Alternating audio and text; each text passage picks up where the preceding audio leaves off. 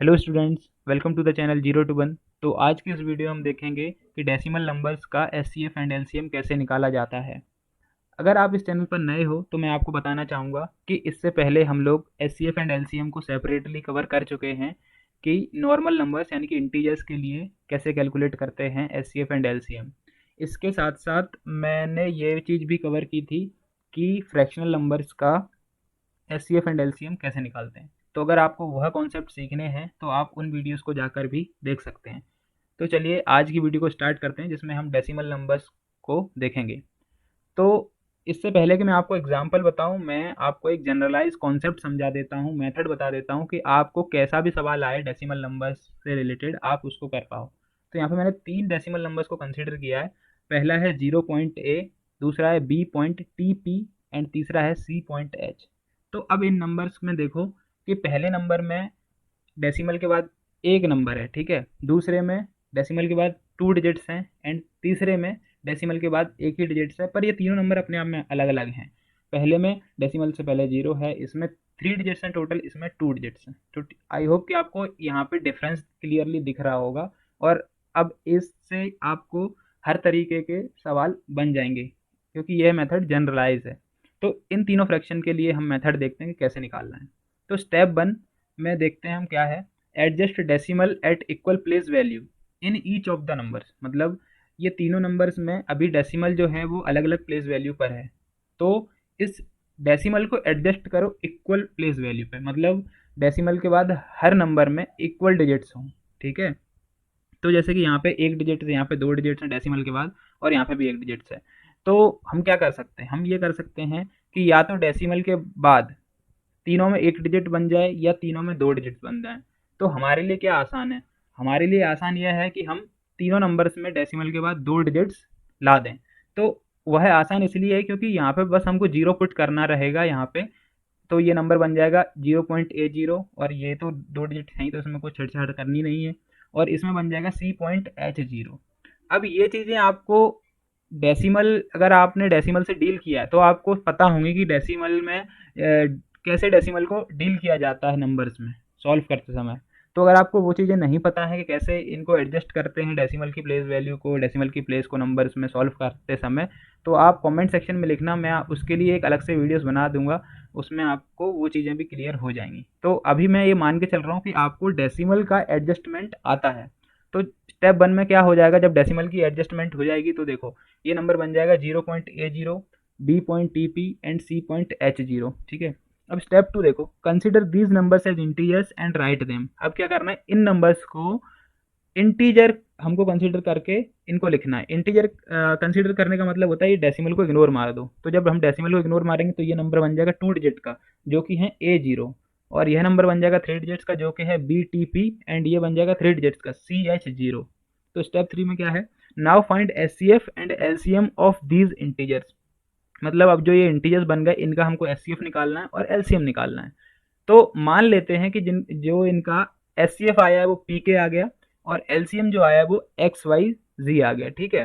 तो अब यहाँ पे हमारा काम खत्म नहीं हुआ है, अभी तो हमारा जो एचसीएफ और एलसीएम आया है वो इन 3 नंबर्स का आया जो कि इंटीजर्स थे। पर अगर हम देखें तो ये एक्चुअल में इंटीजर्स नहीं थे, ये एक्चुअल में डेसिमल नंबर थे। तो हमने डेसिमल को कितने डिजिट्स पे एडजस्ट किया था, 2 डिजिट्स पे। मतलब डेसिमल के बाद 2 डिजिट्स हमने एडजस्ट की थी।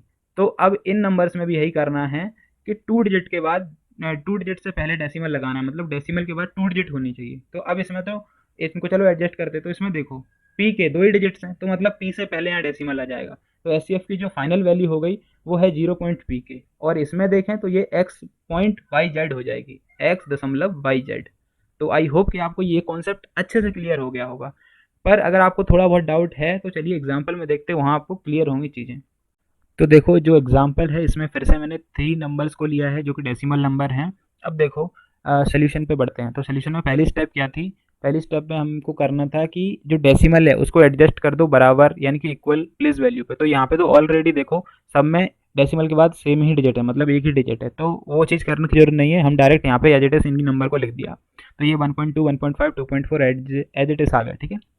अब स्टेप 2 में देखिए इनको क्या करना था, इनको इंटीजर बना देना है, मतलब डेसिमल को इग्नोर करो। तो 1.2 जो है वो 12 बन जाएगा, 1.5 जो है वो 15 बन जाएगा एंड 2.4 जो है वो 24 बन जाएगा। अब इसके बाद स्टेप 3 में क्या करना है, जो इंटीजर्स हैं उन्हीं का हमको एचसीएफ निकालना है और उन्हीं का एलसीएम निकालना है।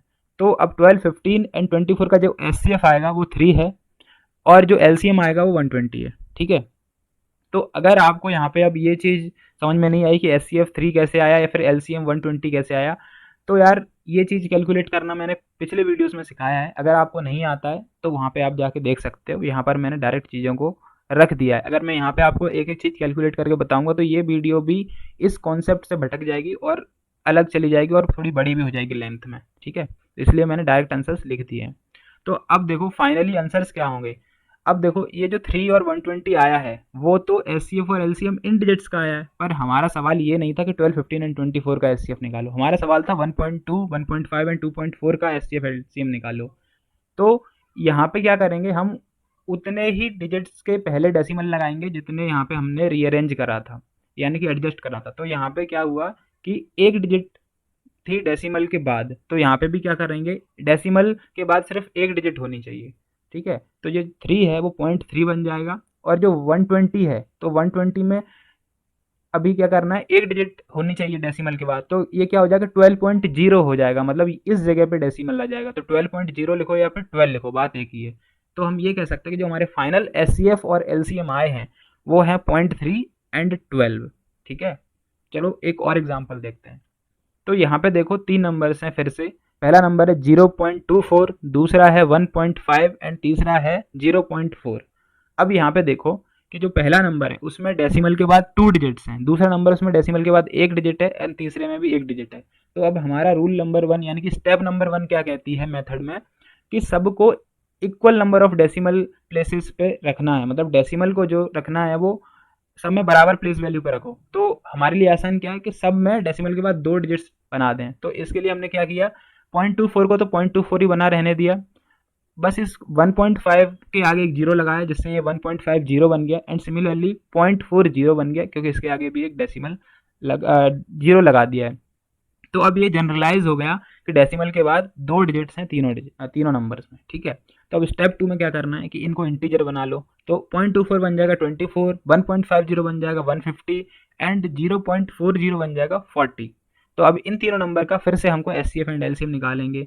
तो एचसीएफ जो है वो 2 आएगा, एलसीएम जो आएगा 600 आएगा। तो अब फाइनल आंसर तो ये है नहीं, फाइनल आंसर तो कुछ और होगा। तो उसको कैसे करना है, जितने डेसिमल के बाद डिजिट्स थी इनमें स्टेप 1 में, तो वही चीज़ यहाँ पे कर देनी है। तो यहाँ पे डेसिमल के बाद 2 डिजिट्स हैं, तो हमें भी यहाँ कुछ ऐसा करना है कि डेसिमल के बाद 2 डिजिट्स हो जाएं। तो यहाँ पे तो सिंगल डिजिट है, मतलब इससे पहले एक डिजिट और होनी चाहिए और उसके पहले डेसिमल होना चाहिए। तो क्या हो जाएगा, ये 2 बन जाएगा 0.02। ठीक है, तो डेसिमल के बाद 2 डिजिट्स हो गई। एंड सिमिलरली यहाँ 600 था, तो 600 में डेसिमल ऐसी जगह पे पुट करो कि डेसिमल के बाद 2 डिजिट्स रहें। तो ये 2 डिजिट्स हमने ये छोड़ी, यहाँ पे डेसिमल आएगा 6 के बाद, तो बन जाएगा नंबर 6.00। तो 6.00 लिखने का कोई मतलब नहीं है, उसको हम लिखेंगे डायरेक्ट 6।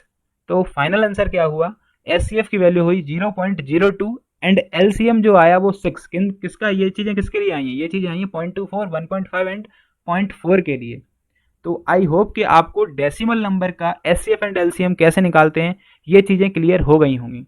अगर आपको इस वीडियो से कुछ नया सीखने को मिला तो इस वीडियो को लाइक करो और अपने उन दोस्तों के साथ शेयर करो जो किसी कॉम्पिटिटिव एग्जाम की तैयारी कर रहे हैं, जैसे कि पुलिस हुआ या फिर रेलवे या फिर कोई और भी एग्जाम हो सकते हैं लाइक यूपीएससी, एनटीपीसी, जहाँ भी ये चीज़ें पूछी जाती हैं। ठीक है, और अगर आपको ऐसी ही और वीडियोस देखनी है तो आप चैनल को सब्सक्राइब भी कर सकते हो, क्योंकि फ्यूचर में है ऐसी ही कॉन्सेप्ट वीडियोस में और लेके आने वाला हूँ। इसी वे में एक्सप्लेन करूँगा इसी तरीके से। तो आज के इस वीडियो में बस इतना ही। Thank you so much for watching this video.